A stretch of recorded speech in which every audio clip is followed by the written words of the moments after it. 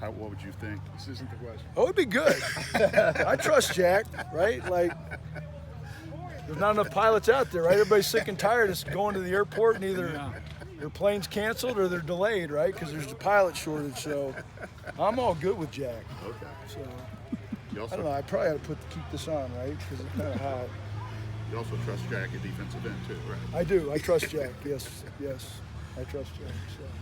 Just is the depth showing up like you thought it would here in the early part of these practices?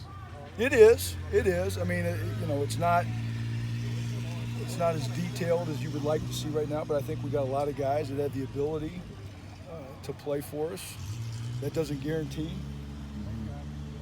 any number of reps on a game-by-game basis, but I think we've got the ability to roll guys and keep guys fresh. So we're playing our best football late in the game, and that's really what you want out of your front. You don't want anybody wearing down and not able to rush the quarterback and push the pocket and make negative yardage plays when it's crunch time. So if we can keep our ones fresh by rolling people, then we definitely want to do that. So that's kind of what I talked about in my meeting this morning with the way the rules are now, right? Camp's not what it used to be. It used to be come in and get in shape and 2 and a lot of times 3 practices, and it was full pads right from day one, and now it's just different. Our guys have been here all summer. They put in a lot of time from a football standpoint. So mentally and physically, I think we're ahead of the game, but there's not as many opportunities to go out and practice. And, we going into the next 2 weeks this morning, we have 10 practices. And my message was there's just got to be a heightened sense of urgency, right? Because before you know it, you're into school, and even that first week of school, technically you're already into game week because game week's not a full week. So you start counting backwards. And so we got to make every practice count, and I think we have. But I really like the fact that we've got a lot of competition out there, and that just makes guys come out and work harder. Who's going to bring the heat, Mark? We talked about Carl Loftus' absence is well documented. Who's next? I think Scotty Humpich is a guy that can create his own pass rush.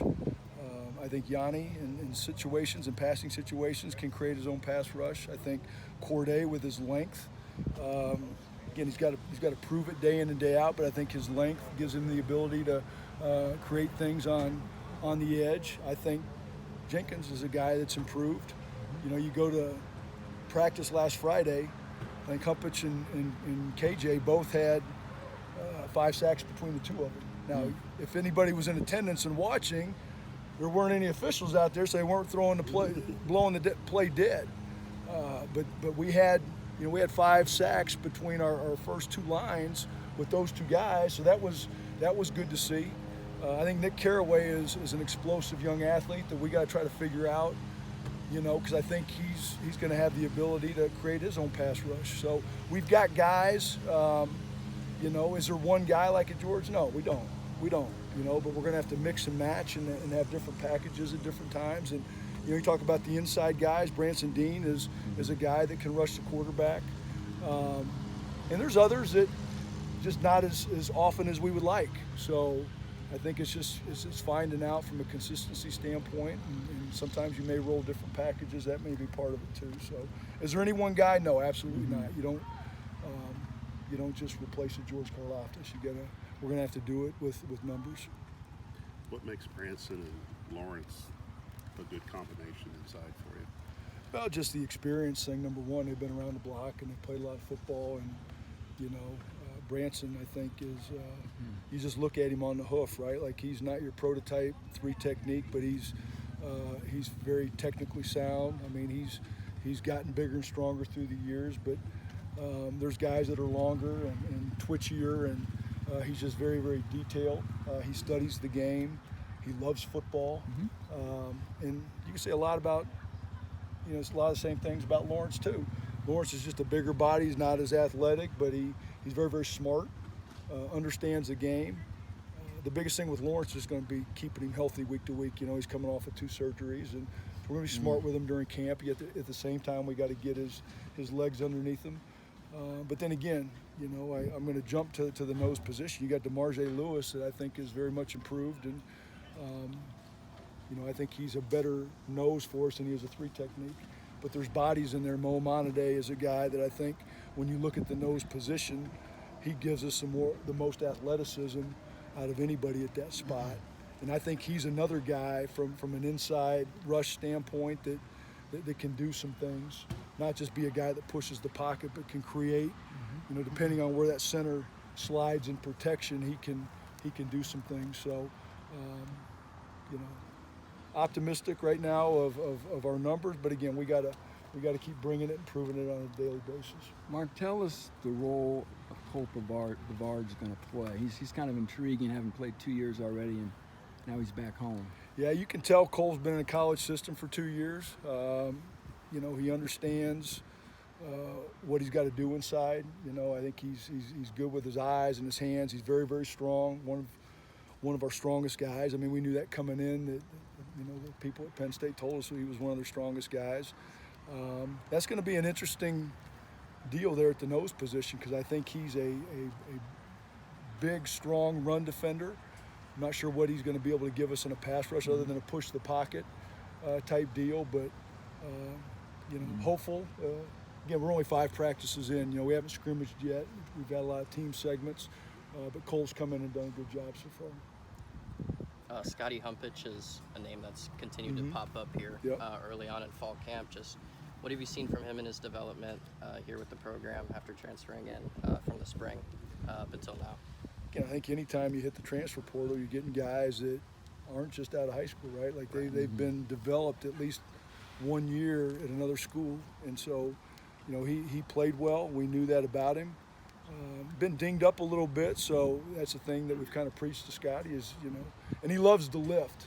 So, I mean, just coming in, you look at him, he's big enough, strong enough, fast enough. We just got to keep him healthy. Now, you don't come out here and just not do anything. He's got to come out and train, but we just got to be smart. And that's what was really great about having George last year, was George was always good about the prehab, about taking care of his body and doing the little things to stay healthy. And I think all of our guys have seen that. Now, that doesn't mean that everybody's going to stay healthy, but just as an example to Scotty, a guy that's been kind of nicked up at times in the past about doing the little things to take care of yourself. But he can give you juice off the edge. He knows how to rush the quarterback. He's very, very technical on his rushes. So that's exciting to see. We did a third down period today, and when our ones went out there, you know, I made a change. I put him out there with the ones.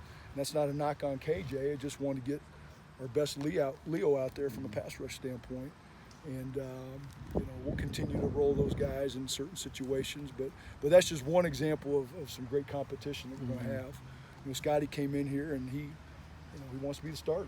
And KJ's played, you know, a lot of football for us, and he's proven he can, you know, he can play, and not just play, but play very, very well in the Big Ten. So that's a fun problem to have. And I think, again, Yanni's in the mix. Yanni's bigger and stronger. Even at 240, he holds up surprisingly pretty solid in the run game. So I think he's going to have a role. And then you throw in a Nick Carraway. I mean, it's a good problem to have. Hey, Mark, I count 20 defensive linemen, 11 ends, and 9 tackles. Yep. I mean, have you ever had that many? Any job you've had? You know, we've got more scholarship guys right now than I've been around. You know, and you know, yeah, it's great to have, but obviously, you know, we're limited. You know, so, you know, roster management type thing. You know, it'll probably balance itself out, you know, in another year or so. You know, we gained Tristan back, you know, from linebacker, and he's trying to bulk up and help us inside. You know, so he's kind of in that learning stage right now. But yeah, we've got numbers, and you know, so that provides some of that depth. Again, we just got to sort it all out. But it's a lot of guys, and but again, Big Ten's a lineman's league, right? And so you've got to have numbers, and you know, it's a physical league, and we're going to go out and get our work in and just keep developing those guys. And but when somebody goes down, the next guy's got to step up, and we're not going to lower our expectations in terms of how we play. So, but that is, to answer your question, yes, it's a lot of guys.